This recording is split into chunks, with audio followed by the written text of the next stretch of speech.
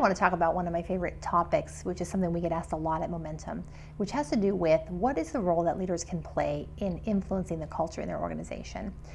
From my perspective and in our experience working with companies, there's three key dimensions of effective culture change from the perspective of the leader who's driving it. The first is that the leader, him or herself, needs to be willing to look. And what I mean by that is literally to be willing and able to go beyond looking at standard metrics for organizational success to examine the realm of culture. Oftentimes it's not on the dashboard of an organization's success, and so in the pace of daily business, it's hard to sometimes even pause and look and say, how is it that we do things here? What is the culture that matters to us? How do we roll? And so I think step one is for a leader to simply be willing to look.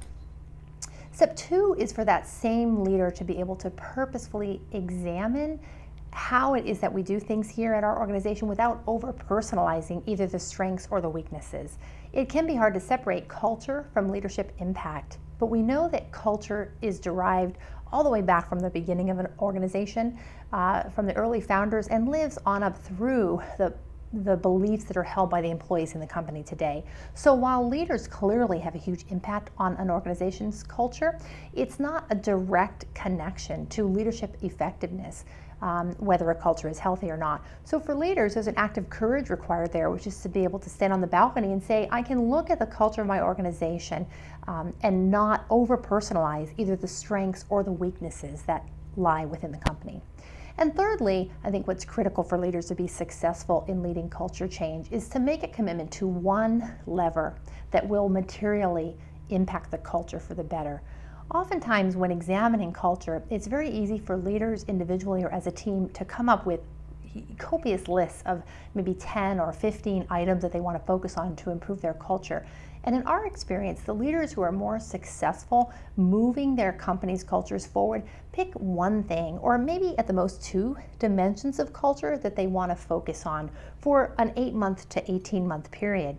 During that time, they're going to see lift in broader dimensions of culture, but it allows them and their organization and every employee in it to focus their effort on improving that internal health, the dimension of how do we do things here, through focused effort on one aspect. So an example would be an organization who maybe looks at their culture and decides that they want more of an environment of team empowerment or team engagement. If a leader can, with his or her leadership team, commit to what actions could we take to increase team engagement, they're going to get culture improvement in other areas like communication and empowerment, maybe capability of the organization, or even an emphasis on mission and focus, just because they were able to use that focus of building blocks on teams to increase the overall health. So focusing on one thing makes a huge difference, and it's really the leader's responsibility to help the decision makers of the organization pick which aspect of our culture do we want to improve the most. I hope that helps. Good luck.